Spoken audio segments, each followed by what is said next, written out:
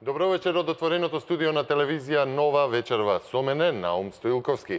Овој понеделник го одбележа одлуката од бугарскиот синод, кој што ја прифати понудената рака од Македонската православна црква, Охридска архиепископија, во насока на признавање на мајка црква, нели, во Бугарската православна црква. Што тоа значи и за сиот оној комплекс на прашање што се провлекуваат околу значењето на македонската историја, но и од геополитиката, разговарам со Емилија Гелева, геополитички аналитичар, новинар, истражувач, еден од оние, барем за мене, омилени ликови во македонската телевизија на времето, уште пред јас да почнам таму да работам.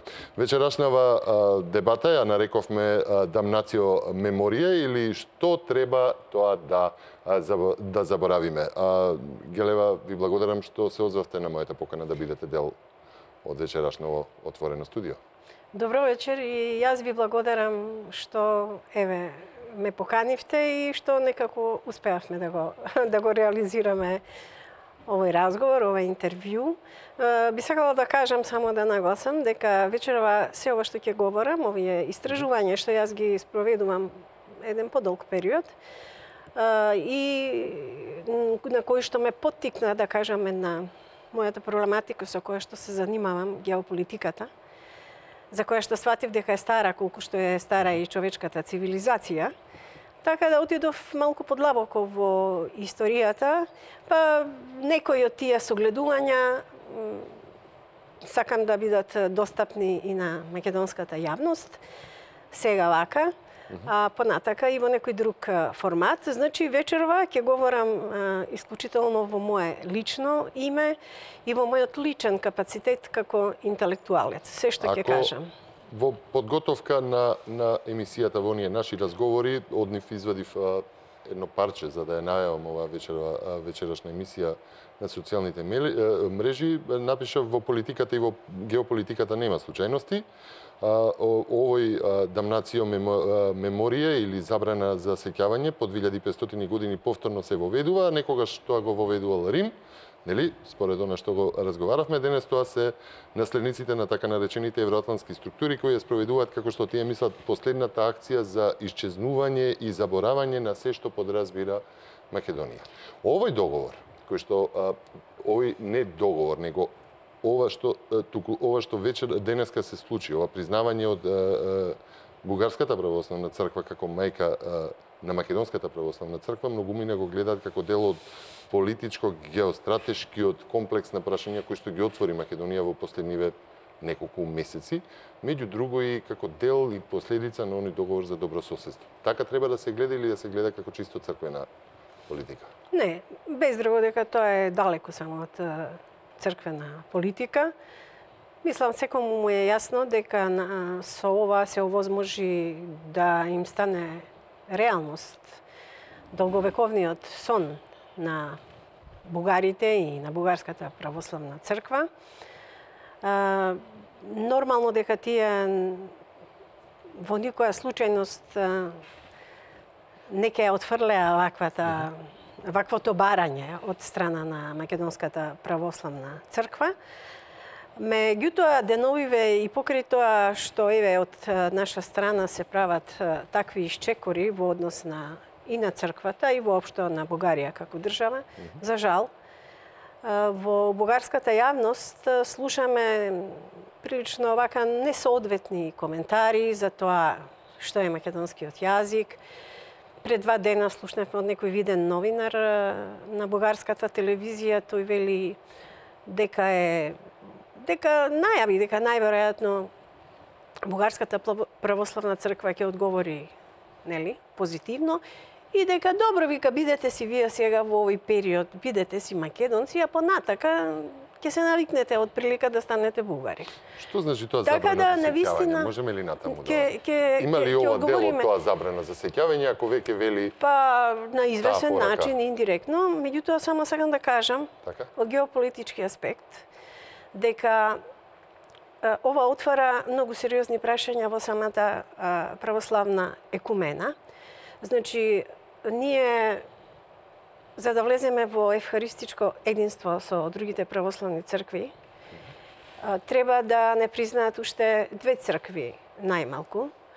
Од денешното соопштение, колку што можев на брзина да видам на Бугарската православна црква, тие најавуваат, значи не тврдат дека до тоа ќе дојде и колку бргу, туку најавуваат дека тие од своја страна ќе го започнат тој процес и нели ќе се настојува да не признаат уште две цркви. Дури и под предпоставка дека такво нешто е обезбедено. Во секој случај, не верувам дека тоа ќе оди многу лесно, затоа што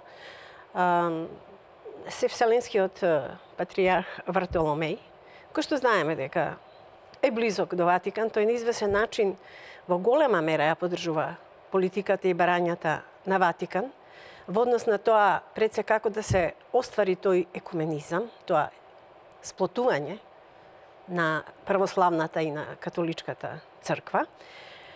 И тие барања и тој план што беше подготвен значи во Рим, во Ватикан, што требаше да се разгледа на таа конференција во Крит, што се одржа минатата година, или пред некоја година, сега точно не можам да се сетам, каде што Московската патриаршија не дојде, затоа што планот и барањата не успеа претходно да постигнат договор со Ватикан, затоа што планот едноставно го диктира Ватикан и тие од прилика бараат Ватикан да биде прв, значи да се запази таа хиерархија.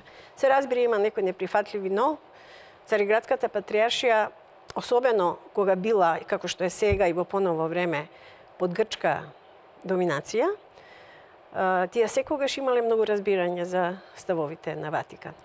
Македонија, односно Македонската православна црква, која што речиси 2000 години обстојуваше меѓу чеканот и наковалната, меѓу Рим, Ватикан и меѓу Цариград, обстојуваше и секогаш си беше на најблиску до своите изворни принципи, значи ја чуваше својата изворност, како со големи жртви, како капка чиста православна изворност. Мислам дека сега е направен многу сериозен исчекор, затоа што во негативна смисла, затоа што Бугарската православна црква е основана 1870 година со подпис на султанот, таа екзархија, така што она исто така во текот на годините била многу често и во одредени периоди под силно влијание на Ватикан, кое што и сега не се исклучува, за да се направи ваквиот чекор, затоа што кога разгледуваме на геополитички план, прво прашање што треба да поставиме кој најмногу добива од ваквата ситуација. Забиена е сега клин на недоразбирање во православните цркви. Дури и под предпоставка, реков, да се најдат уште две други цркви што ќе прифатат да ја признаат Македонската православна црква како автокефална, дури и под таква предпоставка ќе постои ќе се зголеми раздорот во православниот корпус христијански меѓу црквите, затоа што тука се отвараат и други прашања и во однос на руската и украинската православна црква и така натака. Така да всушност работите со овој потек многу сериозно се усложнуваат во православната екумена, што на крајот на криштата оди во прилог само на Ватикан. Затоа што Ватикан од секогаш сака да го прошири своето влијание, особено во Македонија и на овие простори. Толку ќе биде од мене сега за ова прашање, да. Не би можеле да предпоставиме кои би биле тие две цркви кои што би можеле да прифатат дополнително? Па пред некој ден слушнавме од некој експерт што е во тие црковни теолошки прашања. Јас не сакам да спекулирам, ниту сум се прашав од геостратешки аспект, не ако веќе овој договор го гледаме како геостратешки. Не сакам да спекулирам. Може да бидат некои спорадични цркви. Во секој случај, реков, дури да се најдат, а прашање ќе биде кои цркви на вистина ќе се осмелат, без оглед на тоа што имало најверојатно некакви контакти и разговори. Работите прилично се усложнуваат и мислам дека ќе се навлезе во еден прилично турбулентен и сериозен период. Повторно тука Македонија се наоѓа во центарот, да не кажам, од несакајќи да не бидеме јаболко на раздорот, за жал, во православниот свет ќе настанат некои големи турбуленции. Нема да биде тоа ништо така едноставно и ќе се одвива долго време. Значи, ние тргнавме на еден пат на кој што отприлика, односно Македонската православна црква, Охридска архиепископија, тргна по еден пат на кој што мислам дека не ја знае последната станица. Многу рискантен потек, недобро осмислен. Долго време се преговараше со Српската православна црква. Сега ова зошто би било раздор?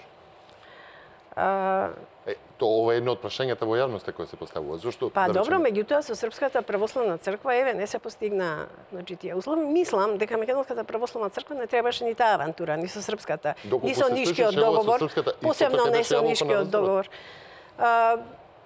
Ако бидејќи тука на некој начин беше инволвирана и Москва, мислам Московската патриаршија, Руската православна црква, нели они го предлагаа и тој пат по некое канонско таму единство и канонски процедури.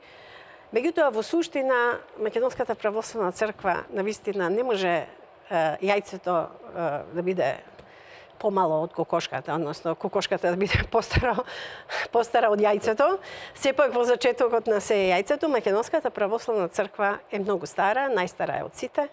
Таа е апостолска црква, рамноапостолска и во одреден период, кога постоеше во почетокот Цариградската патриаршија, значи Охридската архиепископија е фактички подписник, рамноправен подписник, единствен трет подписник покрај на документите, кога постоеше обединетата, да кажем, христијанска црква, кога немаше поделеност до предшизмата и во самиот почеток, таа е рамноправен подписник заедно со западната римска црква и источната Цариградска патриаршија на одлуките што се донесувани на ова малку повеќе мислам дека го објасни случајот околу тоа што значи мајка црква и што значи ова барањево. Мислам дека воопшто требаше да се обстои да се одбегне да се влезе во замка на такви преговори, ниту со српската, ниту со бугарската, затоа што едноставно тоа е неможно. Не можете Господ да го превртите наопаку. Значи, тоа е веќе лоша работа сама по себе и тоа црковните лица треба многу добро да го знаат. И од двете страни. Не може Српската црква да пледира дека е постара. Таа едноставно не е постара. Се знае добро историјата. За последните 2500 години, да ви кажам, тоа е еден толку мал период. Значи, ние живееме во илузија дека луѓето обично живеат во секојдневна илузија дека се вечни. Се чини дека се почнува од нас, од вчера, од завчера, од кога сме се родиле. Ние. Светот трае многу подолго. Светот трае барем 12.000 години наназад, во кој што имало многу развиени цивилизации. А 2500 години, ви се молам, тоа се како 2-3 дена во една космичка смисла. И големиот македонски војсководец, најголемиот цар, император, кој што имаше толку голема империја, Александар Македонски, во својот предсмртен час, тоа е запишано како предскажување на Александар Велики, тој меѓу другото кажува дека гледа, има визии и вели мојата Петрида ќе биде поделена од децата на волкот на 4 дела. Значи он умира таму 300 и која 20 и некоја година. Тој предскажува што ќе се случи после 200 години. Односно кога Рим ја пороби таа империја. Добро. Значи, сакам да кажам, тој исто така во тие предсмртни мигови има визија и вели 1000 години, постојано ја повторува таа реченица. 1000 години се како денот од вчера. И математички таму, тие што се разбираат, 1000 отприлика е еднакво на 1. Да речеме, по некои тие операции и релативно и секако. Што значи дека 2500 години се навистина, ако ги компензираш, ако направиш компресија, тие можеш да собереш се што е битно во 2-3 дена, отприлика, мислам, метафорички. И затоа и не треба да се заборава исто. Проблем е што ние не ја знаеме. Ние ја заборавивме нашата историја и точно она што рековте на почетокот, ова што всушност сега нас ни се случува со некакви забрани, ревизии на историски значи. Тоа веќе навлегуваме во вториот дел од она што беше договорот за добрососедство, што значат другите договори, што значат тие геополитички поставености во кои што сега се обидуваме, ајде да го гледаме како обид за испливување на Македонија во насока на евроатлантските интеграции. Ако така се поставени работите, како што ги поставува новата извршна власт во Македонија. Видете, јас сакам да... Што ни се наметнува од Бугарија, што ни се наметнува од Грција, се наметнува нели во договорот ревизија на историските читанки, на историјата. Историјата се темели, јас тука има во ова студио нели историчари кои велат се е тоа врз факти. Во делот од тие факти еве и дел, да речеме, има заедничка прослава на Кирил и Методи со бугарите, да речеме. Ме разбирате, што е тоа што се случува во насока на ревизијата и дали е тоа она заборавање кое што нели е... Видете, нас и сега ни се ревидирани многу учебниците по историја, но ова веќе што се прави, тоа е еден вид, тоа ќе биде еден вид фалсификат. Бараат грците, бараат бугарите, значи кому како му текнува си бара и ние само исполнуваме. Јас сум космополит, сакам соработка со цел свет, со сите луѓе. Сите луѓе на светот за мене се добри. И соседите се разбира. Меѓутоа, во овој процес овде, ова што сега, еве, се интензивира, се води една активна некоја, проактивна, се даваат предлози од наша страна со соседите. Меѓутоа, ти не можеш тоа да го правиш на своја штета. Затоа што, за да почне еден таков процес на помирување, не баре и ние нешто требаше да добиеме, некакво извинување. Требаше да бидат и консултирани разни институции кои што постојат. Како што направија, да речеме, германците, тие се поклонија и во Израел, и во Ерусалим се поклонија, отидоа и во Полска и там им се поклонија, се извинија. И Вили Брант, и кој беше се извини за она што е направено од нивна страна. Има многу кои нас да ни се извини овде околу, и грците треба да ни се извинат. И бугарите, за да може да почне некаков нов однос со една нова, прочистена, да кажам, енергија. А ние од таа страна добиваме некои, велам, чудни искази. Тоа е просто недозволено. Но, она што е важно е со она што сега нас ни се случува со наметнување на тие барања за таа ревизија на историјата, тоа не е ништо ново. Затоа што кога Римската империја, Римското царство, кога го, како да кажам, нели, го победи на извесен начин империјата на Александар, кој што почина и потоа неговата империја се распаѓаше уште 300 години по неговата смрт. Значи, заврши да постои со смртта на царицата на Египет, Клеопатра VII Македонката од династијата на Птоломаите, која што е царска династија, затоа што тој Птоломеј, незината лозата, незините прадедовци, значи се всушност од лозата на Филип, татко му на Александар, тој е полубрат. Птоломеј, првиот таму што е поставен во Египет, е полубрат на Александар. Така што тоа е царска лоза, значи неговата империја де факто по смртта, значи си 300 години одеше тој процес на целосно замирање на империјата, затоа што таа постоеше во царството на Селеукидите, кое што исто така постоеше до 60-та година пред Христа. Тогаш згасна тој дел од царството, бидејќи беше поделена, нели? Целата империја македонска по смртта на Александар се подели на 3 поголеми дела. Едното беше овој дел Македонија, кај што беше династијата на Антигонидите, и во Птоломеите беа во Египет. Значи, се распаѓаше 300 години. Поентата е дека Клеопатра VII, Македонката, таа ја умира во 30-та година пред Христа. Се до тогаш постоеше дел од Македонската империја. Кога римјаните во овој дел на царството на Александар, во делот на Македонија, кој што беше поголем, се разбира, во незините природни граници на југ и на исток и на север, Тие прво што направија, тоа е познато, ја поделија Македонија на 4 дела, точно како што предвиде на Александар Македонски, да. Затоа што Рим е формиран од децата на волкот или волчицата по легендите, Ромул и Рем, тие го ја поделија. Генерално имаше разни во периоди разни поделби.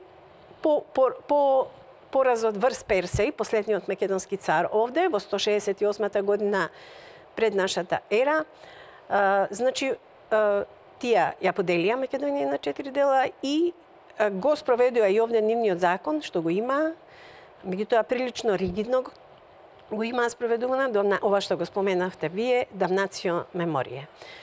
Тоа значи точно заборавање на собствената забрана за споменување. Забрана на споменување. Значи, забрана на сеќавање, забрана на својата историја.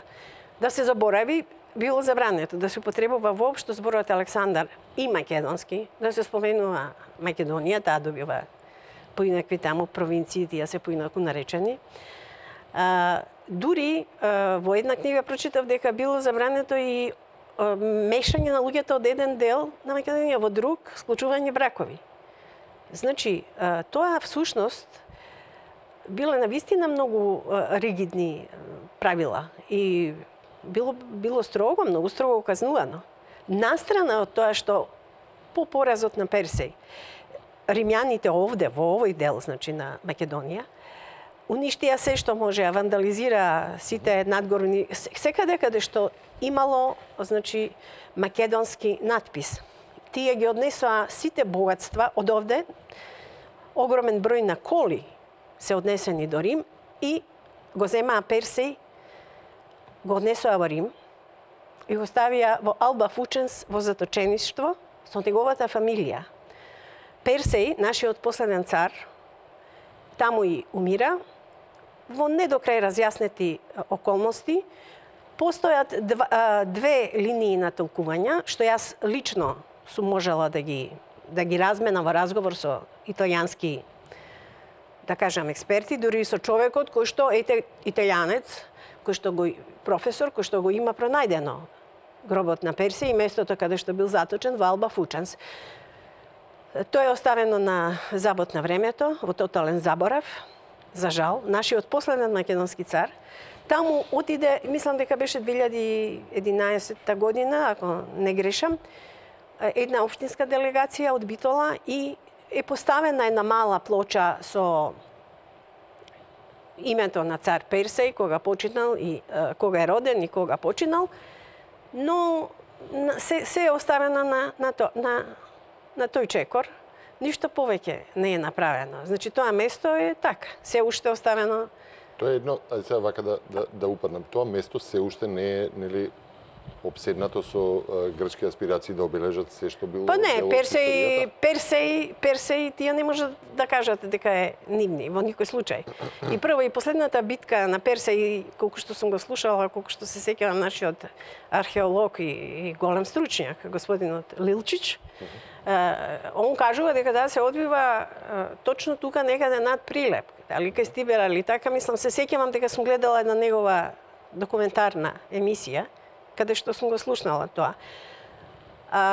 Значи, треба да запаметиме дека во делот на Македонија, тој дел на царството на Александар, се случува Персеј, од тука го носат со сите богатства и таму е заточен. Има две денеска модерните научници во Италија и интелектуалната класа не се чувствува баш најпријатно кога ќе дојде до таа тема, како е починат, што се случувало. Едните некаде во повеќето книги пишува дека навистина под неразјаснети околности има починато и дека бил држан во заточеништво. Другата линија сака тоа да се ублажи, дека он сепак имал големи почести и дека и така, значи, така бил, тоа бил домашен притвор. Сакаат малку полештерно да кажат дека сепак имал третман како цар. Значи, сепак чувствуваат некаква вина. Јас го раскажувам ова затоа што сакам во нашава вечерно излагање се надам дека ќе имаме време. Освен уште да кажам што се случувало во египетскиот дел на Македонската империја, во царството на Птоломеите и Клеопатра, која што завршува со Клеопатра VII македонката. Значи, јас како геополитичар се интересирав вака да ги разгледам тие 2500 години најважните општествени движења, најважните избеднувања кои имаат геополитички одраз и карактер, што се случувале во тој период, а што имаат одраз, што се важни за Македонија. Значи да погледнеме од една горна перспектива, да кажам сега дроновите се модерни. Односно 2500 години. 2500 години. Значи освен Рим во тој период, битни ни се тука ќе ги посматраме и ќе поразговараме и за појавата на христијанството, поточно прифаќањето 300 години по појавата на христијанството, наметнувањето како законска религија во Рим. Римјаните го прифаќаат христијанството. Римјаните кои беа пагани, многобожци, уживаа во баханалии, тие го прифатија во 325 година со помош и на Константин Велики. Значи, тој процес е битен. Во исто време, кога се случува тоа, почнува новиот зародиш, обновата на всушност на устројството на системот на Македонската империја преку развојот и појавата на Византија. Тоа е друг процес. Сите се тие страшно поврзани. Друг битен елемент што би требало да го погледнеме, тоа е Свети Кирил и неговата улога, ширењето на писменоста, на духовноста, наречи си половина Европа, а ако не починеше во Рим, исто така под неразјаснети околности, можеби Италија и добар дел од Западна Европа денеска ќе зборуваат некој друг јазик. Така да тие се важни процеси. Мала пауза, време е за првиот блок на реклами, па ќе се вратиме да ги разгледаме овие три периоди. Ајде да ги погледнеме рекламите.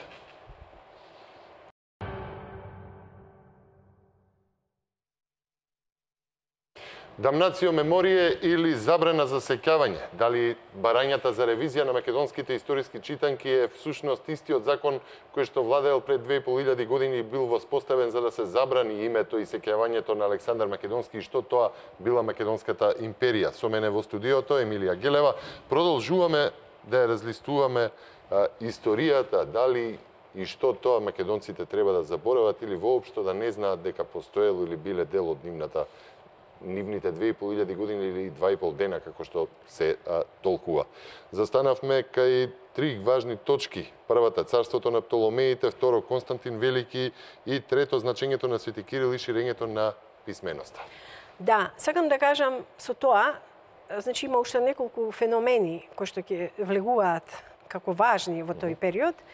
Меѓутоа, сакам да кажам и да покажам дека во тие 2500 години фактички до денес, од прилика, 2300-400 колку се, македонците биле секогаш изложени на тој ист план да биде уништена Македонија. Значи, почнувајќи од... Но зошто? Има ли одговор? Вие сте ги разлистувале илјадници страници, илјадници историски читанки. Битно е да се знае дека ова што го спомнав, ширењето на христијанството, наметнување, односно прифаќање на христијанството од страна на римјаните, потоа ширењето и на писменоста, обновата на Македонската империја во вид на Византија, значи, тие се, тоа е начинот на кој што, отпорот кој што е пружан. Значи, македонците 2500 години се борат за својот опстој, како резултат на ударите што им се нанесувани. Ќе дојдеме и до кој и како.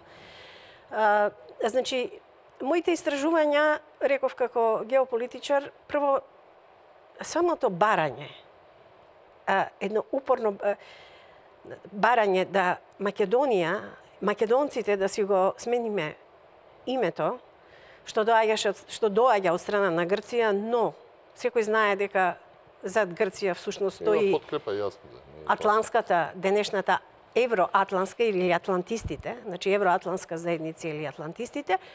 За мене тоа е геополитичко прашање број 1, беше. Затоа што е многу чудно. Многу е чуден начинот и упорноста со која што ние кои што живееме овдека во овој период од 25 години, сме сведоци како тоа почна со самостојувањето на Република Македонија и како почна од страна на Грција и така, значи безбедносно прашање, што е просто за мене беше тоа многу невообичаено и се случуваа во меѓувреме многу работи, едноставно некогаш некои конци ги влече некој друг, односно да се најдам на одредено место, да се најдам таму. Јас сум имала можност, сум патувала во важни земји, од историски, од археолошки, од секаков аспект. Сум ги посетувала битните места, дали библиотеки, дали сум комуницирала со интелектуалци, се разбира музеи и во текот на тие години се акумулирало постојано некакви сознанија. Плюс тоа, реков, кога почнав и овде да истражувам, и во Македонија, и сега благодарение се разбира и на можностите што ги дава интернет, и на многу книги што постојано ги барам и ми ги испраќаат моите пријатели. Едноставно пред мене се распосла еден поинаков видик. Јас во јавноста нешто и имав напишано, малку еден дел е публикуван, кратко. Тоа се сериозни студии, јас сум таков човек, сакам работите да ги направам темално, да бидат навистина издржани, а и многу тешки студии се. Значи, мене, како да кажам, на некој начин и Божјото провидение ме носеше се подлабоко и подлабоко историјата. Јас ги имам прочитано најстарите што се можни записи за постанокот на светот, од многу релевантни автори, значи признаени автори во научниот домен и ги студирам постојано ветските записи и санскрит зборовите, кои што се поврзани со нас, затоа што македонците се протоветски народ. Но и најстариот запис за постанокот на светот, кој што постои на еден египетски храм, многу стар, кој што го имаат обновено Птоломеите кога доаѓаат таму во Египет. Тој е дешифриран и така да таму секаде и во тие стари, многу стари записи, јас ги нарекувам речиси први, значи и во ветските записи се споменува ова место, ова тло. Јас сум ги пронашла местата, тие се таму запишани, како топонимија постојат и ден денес во Македонија. Топонимите постојат? Постојат. Така што, значи, реков, сега зборувам само за тој период од распаѓањето на Македонската империја, тој, затоа што, меѓутоа, сите тие постулати, за да ги тврдам, се потврдени со претходните од прилика 10.000 години. Кои се македонците? Колку се поврзани со прапочетокот? Во сите најстари записи, тие се најстари записи, овие што се веќе се нови религиозните книги, и христијанската, и Библијата, и записите, да речеме, во Добро, ако збориме за години, во еврејските, години пред Христа, апсолутно дека се во еврејските, не, тие се многу пред тоа, значи овие книги се фактички тие знаења се презимани, особено и од ветските религиозни списи. Поентата е дека тоа што, значи, Македонија се спомнува во врска со постанокот на светот, но во врска и со последната битка. Тоа веќе го знаеме и во Библијата. Нели, пишува за местото Армагедон. Многу истражувачи тоа го поистоветуваат со Македонија, но тоа е така, затоа што други луѓе го имаат тоа дешифрирано не само за Армагедон, и во ветските записи, кај што постои зборот Магада, и Магада е Маканда е Македонија, и британски и други истражувачи, јас овдека нема сите да ги се разбира да ги цитирам, тоа може да ќе се направи како што треба во еден запис, во една книга. Така што тие сите укажуваат дека и некоја и крајната битка е поврзана со Македонија. И почетокот, и крајната битка. Од тука, зошто, значи, е битно всушност да се посматра и овој период, зашто реков, ние имаме 2.500, не 25 години. Не е дури ни 100 и 120, не е само од Берлински конгрес, од Букурештска конференција, од Версајски договори, не. Не е само тој период. Тоа што всушност се случи по распаѓањето на Отоманската империја, што и се случи на Македонија, таа повторно истата рецептура беше поделена, беше озаконета поделбата на 4 дела. Само Македонија била држава. На старите мапи не постои ниту една друга локална држава. Тоа све било Македонија. Имало и друго име уште постаро од Македонија, но како и да е, Македонска империја, се знае. Само таа, остатокот од таа Македонска империја со автохтоното македонско население пред 120-30, колку 50 години, не доби држава од западните, од атлантистите.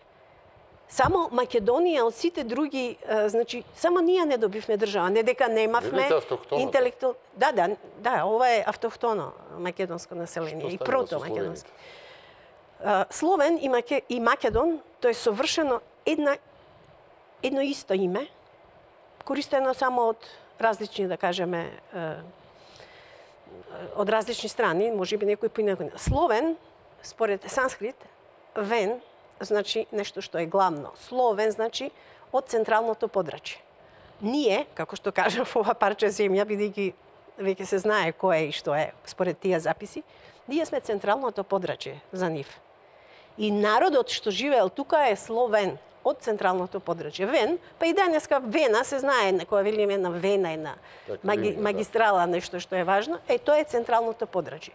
Настрана што словен, нели, има и значење веќе понатека и оној што слови, оној што го носи словото. И тоа е славјан, оној што слави. Слава е светлина. Македонија значи светлина. Зборот Македонија значи светлина. Така да Словен и Македон е апсолутно едно те исто. И тоа дошле 6 век вака преку Дунав. Најверојатно секогаш постојат движења на народите. Може би дел од нашата популација светла е отидена на север, па потоа во одреден период да се вратила, но тоа е едно те исто и затоа тука не станува збор за некој дека наметнувал некаква култура, или тоа е тука домицилно автохтоно население што знаете, еве ќе цитирам сега да речеме за Пеонија, каде што сега во овој дел се наоѓа, во најголем дел се наоѓа Македонија. Еве една позната господја Петрова, Елеонора Петрова. Она е во својата експертиза, има докторат за пеонците, значи сериозна една студија, која што постоја 2000 години пред наша ера, постои таа култура, она ја анализира, они имаат своји божества, тоа е Кандавон, односно богот на сонцето. Значи, ние овде не постоиме од вчера. Ние имаме многу слоеви и добро е што се уште под земја, сите тие археолошки слоеви, затоа што штом ќе се извадат на кислород, не може и многу брзо да се оштетат. Во Македонија е археолошки локалитет во незината големина и тоа во различни слоеви. Се разбира и уште од палеолитот. Меѓутоа, да се вратиме ние на овие наши 2500 години и зошто е тоа битно. Само накратко. Околу словените што ве праша, тоа е една нели голема дискусија, повторно се отвори на почетокот на 90-тите со изјавата на првиот претседател Киро Григоров и нели се уште се влече тоа, дали тука да е автохтоно население, дали се словени, па кој смее да го носи името, па тука потекну ова на нели тие барања Александар и Филип, па чиви биле, па што било. Значи ние потекнуваме одека минимум 12.000 години. 12.000 години. Рашењето околу словените вели едно од оние нели за кој што се дискутира вели како се дојдени. Второ, ако се дојдени словените, ако освоиле све и исчистиле све од автохтоното нели население, ако се пресметува дека тие нели како што доаѓале имало околу 13 милиони автохтоно население, како били исчистени, значи колку луѓе дошле од таму. И трето, ако било 6 век, тога како нема ни една битка запишана или запаметена во историјата на воопшто било сите овие народи? ви кажав, Имаат може би тоа е прикладно. Видете, историјата... Сте ја фатали историјата, ме интересира дали ова нешто ново има. Јас не претендирам, јас ги посматрам работите, не претендирам на историска, јас не сум историчар по вокација. Меѓутоа, јас тие големи процеси ме интересирале од друг аспект и сум ги посматрала. Јас го кажав, значи, не постои словенско движење на таква популација. Тоа е најверојатно или погрешно толкувано или прикладно за некои потреби пишувано во одреден период. Тоа е еден ист народ со исти појдовни културни и религиозни и духовни и секакви вредности, многу стари. Дали тие се движеле на север, а се движеле. Значи многу се движеле затоа што ова парче на кое што ние денес живееме, парче земја, е дел, сега ме влечете во едни други, значи вака дискусии, но еве, само кратко ќе кажам, е потврдено дел од она што во науката денеска се нарекува Атлантида. Незиното вистинско име не е Атлантида, тоа е со сигурност, поинакво е, но еве за комуникација научна или за да се разбереме, ќе наречеме Атлантида. Атлантида во периодот од 12.000 години пред нашата ера до 6.000 години е 3 пати уништена со многу моќно оружје, помоќно дури од тоа е и во Махабхарата запишано и во многу други записи, веќе е потврдено. Значи оружје е многу помоќно во вид на молња, отприлика, светлосна молња, и те се страшни разорувања. Тоа е во битката меѓу така наречените светли и темни синови. И во таа битка, значи, овдека имаме ние на наша тло евиденција за такво уништување на стари градови, постои тоа, само тоа треба се препознае. И тогаш се настанати доста миграции. Ние имаме од овој регион, се знае, и бригите се од тука. Во санскрит, например, во ведските записи, Бргу, односно Брга, е најстариот народ, првиот народ, од кој што се посеани другите народи. И така, има многу тука работи да се кажуваат. Сакам да кажам дека во тие движења се знае дека бригите, фригите, едното исто, се отидени на север, да речеме.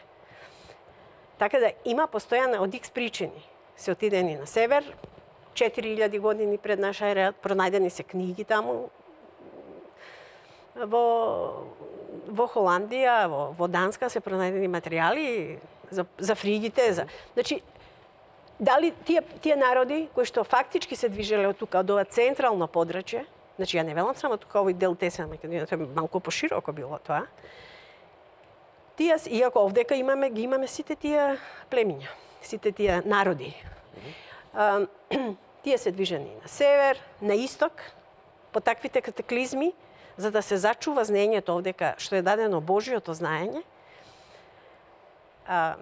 Еден голем, признат ветски експерт, научникот Макс Милер, германец, но со англиски бекграунд на школување, тој има голема заслуга за растолкување на се што се однесува на ветското знаење и на санскритот. Он вели во своите тврдења дека всушност она што се сака да се прикаже и не е индоевропска, тоа е виндоевропска оригинално, од виндите кои што ја однесоа натака, на исток. Значи, и тој самиот вели дека всушност индусите тој дел таму. Знаете дека на Индија Александар Македонски го дава името? Индија таа била на делчиња како што беа градови Полисио. Таму во Атина доле, во тој дел, тоа не било ни Грција. Во Индија исто не постои, Александар Македонски го дава името Индија. Постојат тоа записи, све се тоа, да речеме, англиски научници и истражувачи. Значи, јас имам прочитано безброј страници книги. Макс Милер вели дека таму тоа било пустелија. Вика, нив Александар Македонски, и, значи, кога дојде Александар Македонски, ги донесе знањата. Александар Македонски го има Патала изградено, градот на југот на Индија, познат Патала. А тоа е поврзано со овде, места кои што се овде. Така што, сакам да кажам дека знањата се носени од тука, со цел да се заштитат Затоа што во тие битки меѓу темните и светлите тие се развиени, високо развиени цивилизации. Знаењата се однесени на исток, се носени. Особено во Египет, кај што било најблиску всушност како копно. Во најстариот запис за постанокот за првото време во Египет, кој што е на камен оставен, така да и постои, протолкуван е од една полска научничка, исто така благодарение на незините истражувања на лице место, но и на се што имало материјали кои што ги дале на располагање во библиотеката во Манчестер. Господјата Рейнолдс, таа е полјакиња, но со англиско презиме. Значи, она ги има прочитано и се знае дека првиот египјаните, бидејќи светлите кога одат после тие катаклизми, уништувањата што се настанати, светлите кога одат од тука, таму, во Египет, тоа е во еден подамнешен период, всушност тие се тие што на тоа домицилно население им ги составува дури хиероглифската азбука. Они им ги даваат сите знаења за архитектура, за астрономија, за математика. Значи, се што е знаење. Тие биле во вид на светлини. Првиот бог во Египет се нарекува Пеон. Пеон значи светлина и така се нарекува. Сакам да кажам дека тоа со словените навистина треба да се стави. Словен и Македон е светлина и едно исто. И тие се движења нормални на народи кои што оделе некаде и тие исти народи, односно нивните наследници, се враќале. И кај нас не постои во културолошка и во идентитетска смисла, овде не постои никаква разлика меѓу македонци и словени. Тоа е едно те исто. Ги фатиме ли овие три Ама периода? апсолутно, тоа е она што е битно кога говориме за обстојувањето на Македонија и на македонците како народ. Значи, рековме дека што се случило со Персеј, за тоа време во Египет, Птоломеовата династија, зашто Рим не можел со своите војски насекаде подеднакво да настапува, најважен им бил овој централниот македонски дел, од кај што потекнува и Александар Македонски. Но во Египет, во тоа време владее таа наша династија македонска на Птоломаите и Клеопатра VII била позната по својата убавина, мудрост, знаења. Јулије Цезар, кој што е веќе тоа во 60-та година пред новата ера од прилика, тој соработувал со Египет, со таткото на Клеопатра Птоломај и бил заинтересиран да ја запознае Клеопатра. Знаеме, тоа е познато, дека Клеопатра, всушност он доаѓа во Александрија, се запознава и они стапуваат во брак. Формално стапуваат според тие македонски обичаи. Клеопатра тој ја носи и во Рим, и таму ја представува на римјаните и на извесен начин за да удоволи на незините барања, затоа што таа доаѓа од една високо развиена средина, архитектонски и секако. Рим, кој што е основан во 750-60 година од Ромул и Рем според легендата, но и реално е така, но тој тогаш, во 750 година пред нашата ера, бил едно обично село, прашњаво село. Јас само да ќе направам дигресија. Бела Зора, кај Свети Николе, што е еден од ретките локалитети, освен од постар период, според археолозите од 7 век пред наша ера, тој е и малку постар, барем уште 200-300 години. Бела Зора, ако појдете да го видите локалитетот, ќе видите капители, ќе видите архитектура, ќе видите она што се подсмеваат овдека неуките и со испрани мозоци од странски соросидни или какви пари, млади деца денешка, кои што не си ја знаат својата историја и својот корен, се подсмеваат со оваа архитектура што е изградена во градот, во Скопје. Таа е македонска архитектура. Барокот е само крстен барок, линиите. Тие архитектите наши овде, јас многу чувствувам жал кога ќе видам така млади луѓе завршиле архитектура, не знаат основни работи за својата држава. Па оди, погледни, види, прашај се како можело во 7 век, кога во Рим имало прашина, овде имало висока архитектура. Знаете ли, Бела Зора сега е за да се заштити повторно подзакопана. Јас ги видов артефактите, тие капители и сето тоа која беа пооткопани. Тој е голем град. Град во кој што имало вода која што ја качувала одоздола горе на брдото. Доле има пронетен од 7 век базен. Велам, цела среќа ние тоа треба све да биде под една максимална атмосферска заштитена од секакво атмосферско влијание, но затоа не смееме така да се однесуваме. Ние мораме да дознаеме точно се и како. Значи, нашите стручњаци, професори, истражувачи во одредени сфери си имаат своји достигнувања. Зошто се тоа се ќути? Како? Зошто за се тоа се ќути? Значи, па има една што... тенденција да се направи нешто, ако е се тоа Скопје 2014-та, една посвета на видете се, некои се осмели Бела Зора, да воопшто не биде направено. Не само Бела Зора, има и други. Воопшто не кажам, пошто го спомнам, бидејќи го спомнам. Да, тоа е отворено. Воопшто не се именува.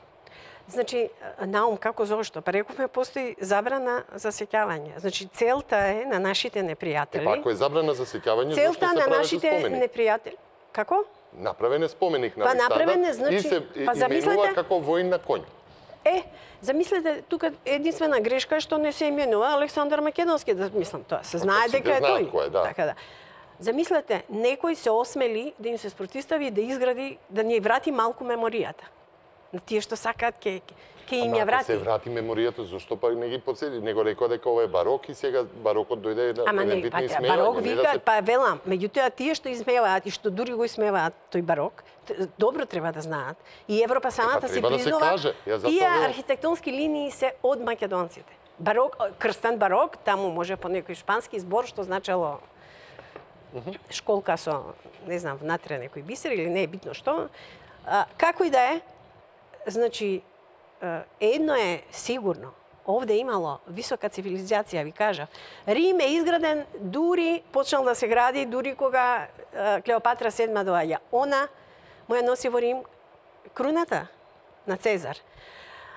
Според француски, јас сум консултирала, французите се многу прецизни во наблудувањето на тие историски настани, некои пообјективни се, мислам, од другите во Европа. Например, они велат дека Клеопатра VII, они ја нарекуваат Македонката. Јас и таму прв пат слушнав дека она се нарекува Македонка. Во Франција се нарекува Клеопатра Македонка. Седма Македонката. Така? Да. Ја бев шокирана. Јас сме слушале како деца Клеопатра и таа била ваква, таква. Клеопатра VII Македонката имала единствена цел да ги врати вредностите на Македонската империја, на македонскиот систем на владење, кој што беа космополитски и во кој што сите народи ги уживаа своите слободи, права, своите култури. Значи, тоа е еден светол принцип. И Клеопатра сакала фактички, добро, Цезар бил заинтересиран, Јулија Цезар бил заинтересиран за неја и таа сакала преку Јулија Цезар, станувајќи царица во Римската империја, како што, да ги врати, да ги постави тие, да ги врати тие фактички вредности во Римската империја, тие духовни вредности, сите тие вредности кои што биле практикувани од страна на Александар. Тоа бил незиниот сон. Затоа и она била толку упорна. Токму поради тоа е убиен Јулија Цезар. Зашто таа стана царица, беше во Рим, значи кога е убиен Цезар, она е во Рим. И тогаш ја заштитува Антонije, кој што ја штити, потоа ја враќа и помога да се врати во Египет. И нели повторно таму после 31-2 година го напаѓаат Октавијан и силите од Рим. Значи, Јулије Цезар беше убиен од сенаторите во Рим. Постојат таму два концепта. Еден либерален сенат, кој што го протежираат сенаторите римски, и еден потрадиционален, кој што го протежира Јулије Цезар, односно светлите римјани. Значи, и тогаш постоеле... Тоа е дел кој што го носи овој македонски елемент во Римското царство. Јулије Цезар, да ви кажам, бил опседнат од Александар Македонски. Тој се облекувал како него, бидејќи во одреден период напаѓале и таму на запад Шпанија, во некој освојувачки поход, кај што дури извојувал победа, тој плачал после тоа. Го прашале зошто? Затоа што не сум толку храбар колку Александар Македонски, кој што секогаш одеше на чело на својата војска. Значи, он едноставно му бил, не бил обседнат, тоа за него бил идол, најверојатно идол на лидер, на војсководец. И тој ги почитувал тие работи. Така што кога кажувам темни и светли, сакам да кажам дека тоа не мислам на тоа не е поделба на според боја на кожа. Ајде да го објасниме и идеме со вториот блок. Не е поделба според боја на кожа, темни и светли е поделба според начинот на восприемање и почитување на Божјите принципи и постојат различни страни. Во Рим темните сенатори кои што се дојдени од субсахарска Африка главно, зашто и тогаш од кога светлите го однесеа знаењето во Египет. Египет е поделен прилично на долен и горен Египет. Горен е околу устието на Нил и тука се тие, да кажам, светли припадници, а долен е повеќе од тоа домицилно население, кое што кога ги едноставно нормално е дека секој сака превласт, од кога ги доби знаењата тоа население, сметало, најверојатно чувствувало дека треба да биде исто со другите. Затоа има и подоцна и обединување на горен и долен Египет. Но голем дел од таа субсахарска популација, тие по извесен период развиваат своја стратегија, гледајќи дека таму не може да доминираат, а знаејќи од каде се дојдени, значи почнуваат да се движат кон изворните региони. Затоа од преку Крит постепено, тоа се со илјадници години, 1000, 2, 3, тоа се субсахарските, што денеска темни Грци, кај што ги има и по антрополошки се гледаат. Истото се случува и со Апенинскиот полуостров. И таму има такви популации. И тоа е тој вечен фактички, значи тие го убијат Цезар. Таму и во Рим постоеле тие две различни струи кои што и ден денес постојат во светот. Постојат овие либерални, така наречени струи, односно реков еден тип на атлантистички приод, една материјалистичка страна на светот и едни народи кои што имаат малку поинакви погледи. Реков дека тука ќе ги најавам рекламите. Ајде рекламите, па ќе се вратиме со периодот на Константин Велики и значењето на Свети Кирил, па евентуално ќе дадеме и одговор зошто македонизмот е опасен и се бара него запирање во евроатлантски интегративни процеси. Ајде реклами.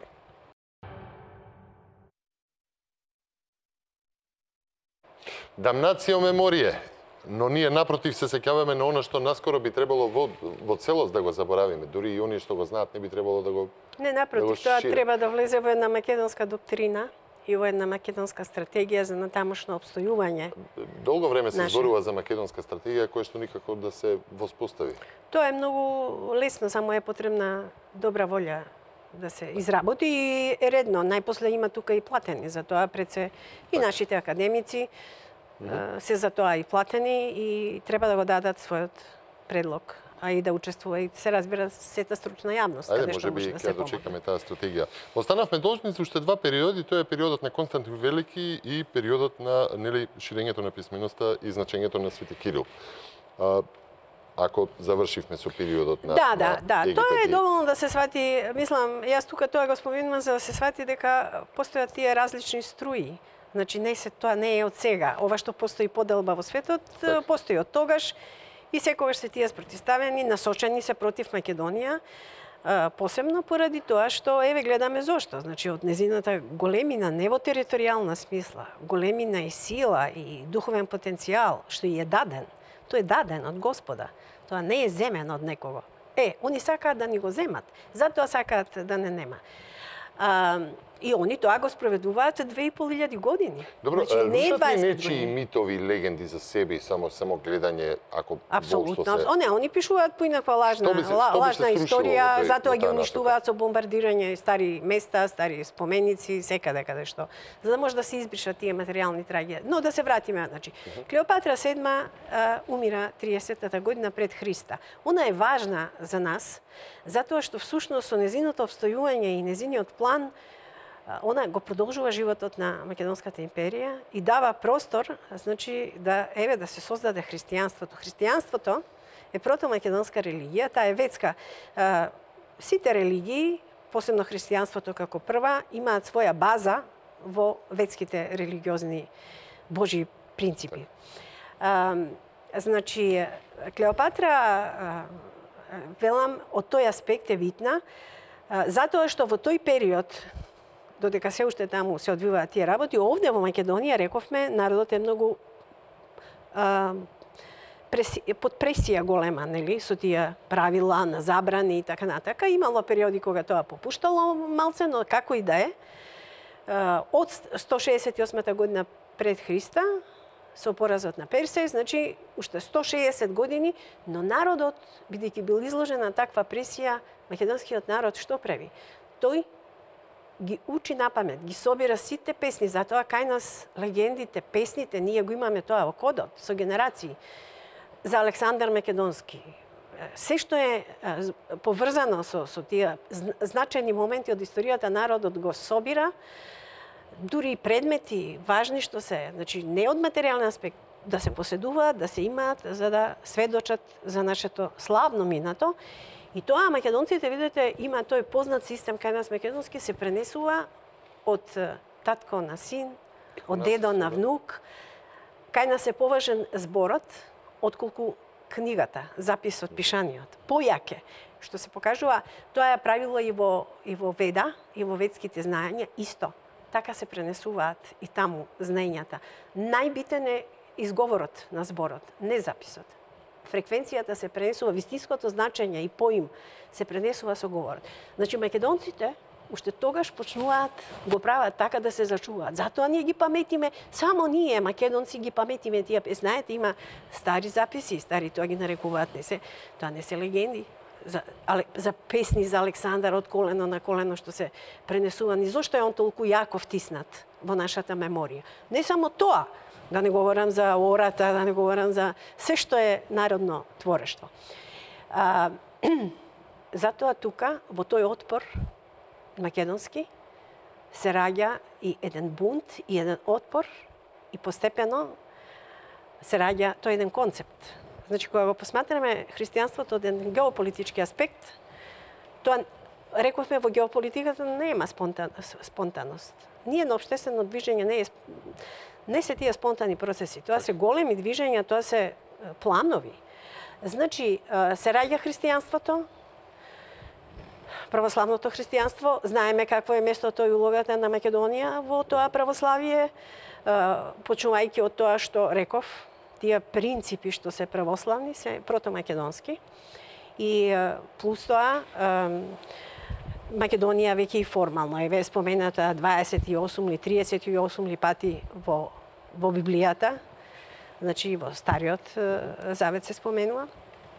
Така што Свети Павле дојде, Македонија е прва земја која што тој ја посети 51 година, може тука се шири христијанството. Интерес на времето, да го фатиме периодот на Константин Велики. Не, ова само го кажувам дека сакам да кажам дека тогаш се уште постоеше, нели, тоа Римско царство. Сакам да кажам дека христијанството во голема мера е македонски производ.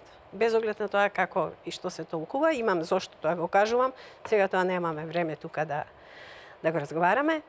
Но првите христијани во Рим беа жестоко значи тортурирани, постојат катакомби каде што се криели така натака. 300 години Римското царство се бореше против христијанството.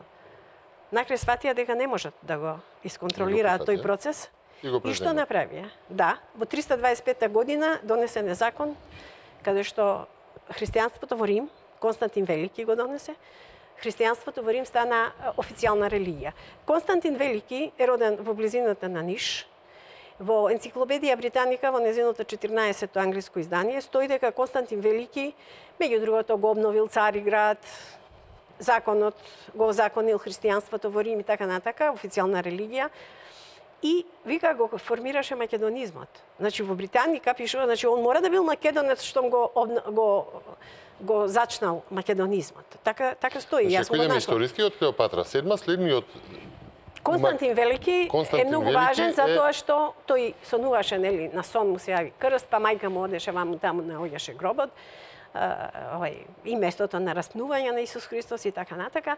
Но Константин е битен затоа што он е од овој дел, тука од тоа подрече тогаш било Македонија и Ниш и погоре. И он го обновува Цариград. Го обновува Цариград и веќе постои, нели, фактички постоа многу во тој период со обновата на Цариград почнува повторно да се обновува Македонското царство преку како Источно Римско царство. Знаете, источното и западното Источното Римско царство, што се нарекува Византија, и е исправно тоа име, ако имам време ќе кажам зошто. Источното Римско царство е најдолго царство, најдолго постоело. 1132 години. Од таму, од 330, кога станува Константин цар на Римската империја, значи до таму до незиното распаѓање, фактички со средината на 15 век кога доаѓаат отоманите. Тогаш се распаѓа Византија и Источното Римско царство. Така што Константин Велики е многу битен. И тогаш владел македонизмот, како што разбрав? До доаѓањето на во Цариград, османлиите? македонизмот најверојатно е затоа што Цариград, кој што трае 1150 години, во Цариград главно се македонски династии. Процутот на Византиската империја од 8 до 12 век, од прилика 3-4 века, тој најсилен процут е благодарение на македонски династии. Тоа е запишано, се знаат. Сите се македонци по поток, али овај најголем процут е, значи, точно во тој период. Константин Велики, значи, видете што се случува феноменот на христијанството. Римјаните, како што реков, кои што беа пагани, беа принудени да го прифатат христијанството. Тоа е голема духовна победа на македонскиот народ. Затоа што, знаете, тоа е бумеренгот што им е вратен. Тоа е една голема духовна победа, како што е втора духовна победа ширењето на писменоста од страна на Свети Кирил. Свети Кирил, односно Константин филозофот, не е случаен. Константин филозофот работел во Цариград, бил професор таму, тој бил замолен, бил филозоф, пишувал. Значи, Цариград му дава всушност, знаеме, задача, Цариградската патриаршија и тие династии што владееле. Значи, он добива задача да го состави тоа писмо. Зарем мислите дека тоа е така случајно и толку широко расширено? Тој одеше, нели, на мисии со брат му Методи. Сите народи на север, еве ова што ме прашувате, кои што беа на фреквенција на истиот народ, тоа е иста фреквенција за да прифатиш јазик, за да прифатиш писмо, ти мора да ја носиш во себе, да го носиш чувството за таа фреквенција и ти ја прифаќаш. Знаеме дека почина и Свети Кирил во Рим и сигурно да не се случеше тоа, може би рековме малку поинаку ќе беше сега.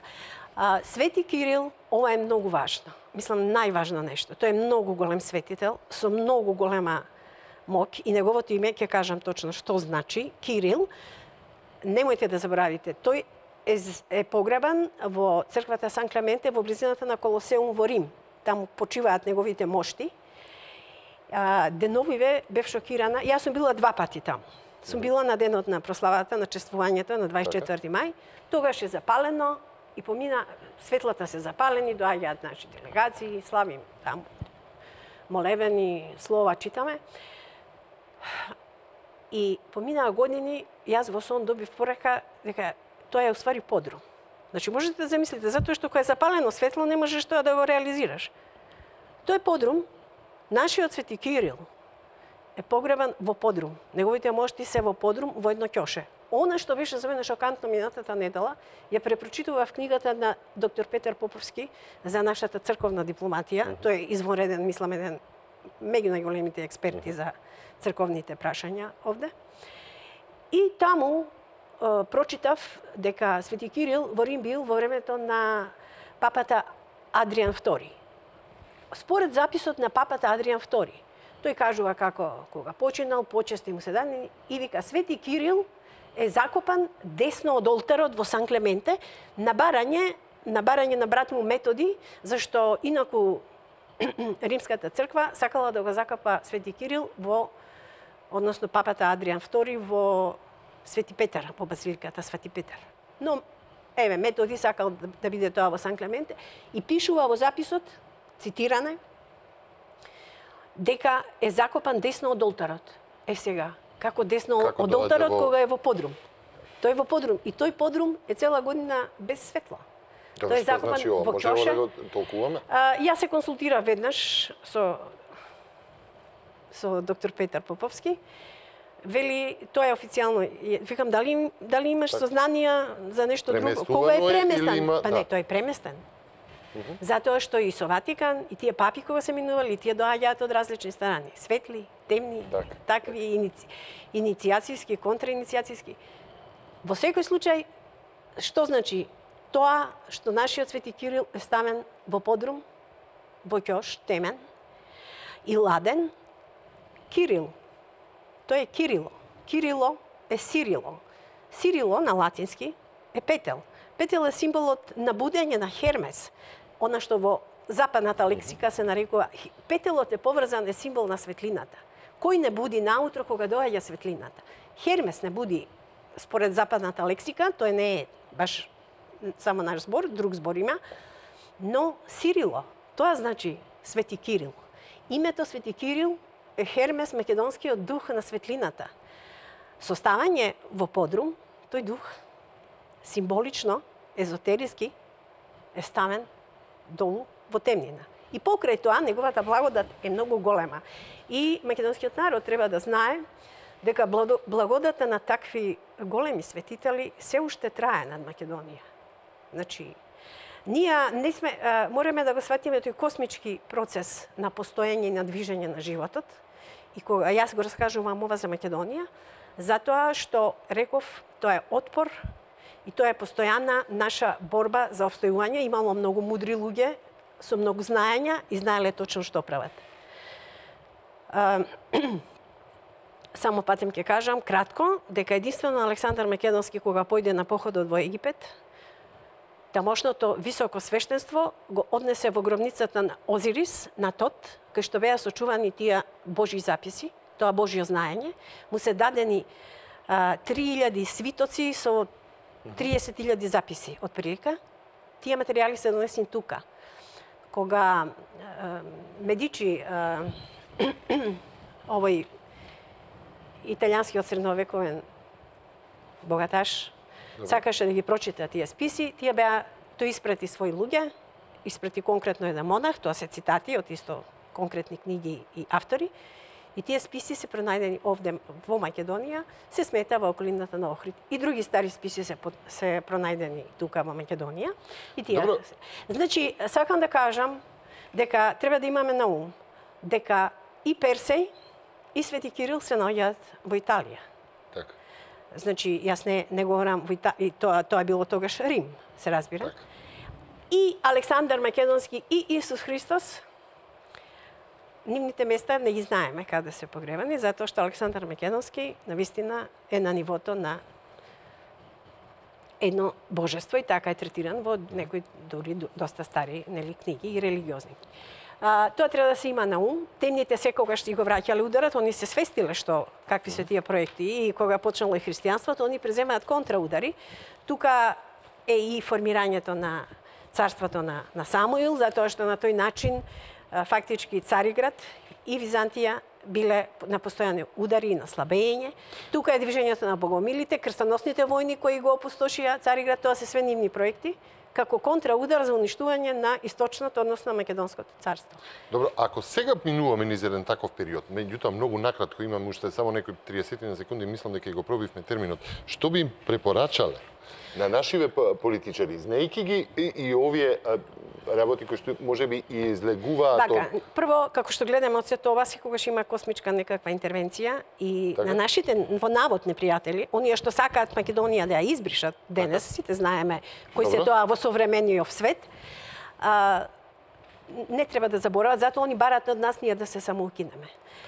Значи, и нашите политичари треба да сватат дека се сите сме ние прашинки космички. Значи, нивното постоење треба да го посветат исклучиво на заштита наша, ние мора да обстоиме. Космосот во својата структура е хармонизиран, спокоен, тивок, тој не трпи вакви ниски удари. Значи, ударите ги враќа на сите тие кои што го прават. Македонија затоа се споменува во сите стари религиозни книги и во стари записи, поврзана е со крајната битка. За жал, ова што кажав на почетокот и со раздорот што е создаден сега во православната екумена е дел од тие сценарија и затоа јас замолувам на едно многу продлабочено, мудро, обединето делување, затоа и се разбира македонскиот народ. Македонскиот народ мора, ако треба, и сам да изнедри своји лидери, своји опции. Опциите, пазете, ова ние сме се врзале за еден дел од планетата, Европска унија и НАТО како мантра. На исток има сонце, на исток има развој. Има развој во Кина, има развој на цел континент на Евроазија. Ние мора да ги имаме предвид и од геополитички аспект сите тие опции. Емилија Гелева, јас ви благодарам за ова, ајде ќе кажам, кусо гостување во телевизија нова. Не ги фативме неколку делови како богомилите, нели, значењето на самото, зошто е сета таа борба за нив. Меѓутоа, од целиот разговор ми остана еден дел, она што се вели забранет говор, бидејќи усмениот говор, устениот говор, узното пренесување на забрана на сеќавањето, но и на пренесувањето со сето тоа е дел и од оние политики кои што се спроведувани барем во последните век и пол, забрана за зборување во Грција, во Бугарија, па ден денес не го признаваат македонското малцинство. Така, апсолутно, со македонци и наши, нели... Ние тие мора да ги поставиме тие прашања во нашата доктрина, во нашите стратегиски определи. Емилија Гелева, геополитички аналитичар, учесник во вечерашно отворено студио. Дамнација и меморија, се надевам дека нема да успее овој пат, како што и не успеело во изминатите 2500 години. Останете со програмите на телевизија Нова. Се гледаме во нова прилика. Ви благодарам што. Благодарам.